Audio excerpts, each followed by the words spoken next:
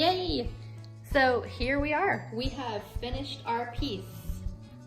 And the last thing we just finished is our hem stitch. So everything is nice and secure here. So we're going to flip your piece over. I still got my tapestry needle attached here, and I'm going to show you how to finish off the back. So you'll see that you've got all these straggly loose pieces. This one was where we sort of ran out halfway through, and then some of them, a lot of them, or I should say most of them, are off hanging to the side. So this was my last hem stitch. I'm going to continue to use my plastic tapestry needle, and all I'm going to do is gently choose somewhere that I want to hide and tuck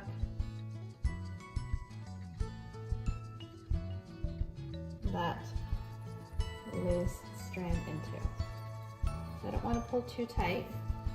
I don't want it showing through the other side. But I've just tucked that down behind. This is the back of my piece. I want to take it off the tapestry needle. And I'm going to trim off the excess. So just got a nice, clean finish. I've got this loose piece here also. I'm going to do the same thing.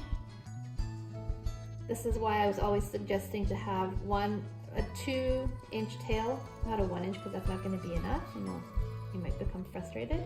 You always want to have a little tail so that you have something to tuck in behind your piece. So I'm going to pull it down here. Pull it through so that it's not popping up to the side. I'm going to give it a trim off, and that looks already better. This one looks okay. I might cut that a little shorter. Sometimes if you don't want to do the tuck, another technique, which is not as professional but it does the job, if you've got some strands close by, you can just tie them in a double knot. Again, you don't want to pull too much because you don't want to pull the work from the front into the back. Trim that.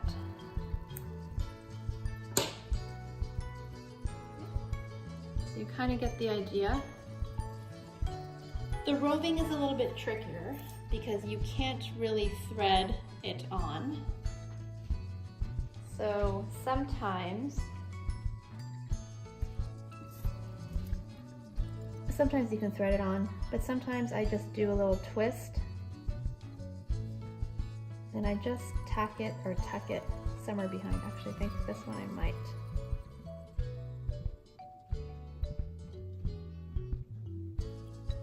Try to thread through here.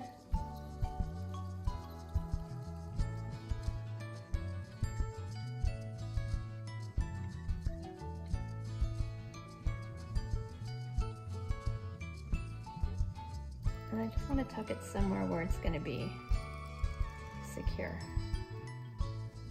and not popping out. Just tuck it into there, and I'm just happy to leave that where it is.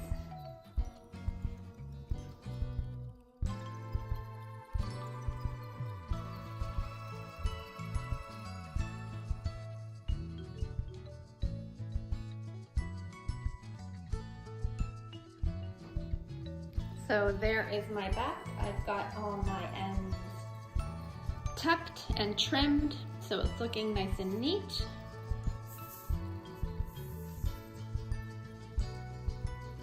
There is my front. And now we are ready to take it off of the loom.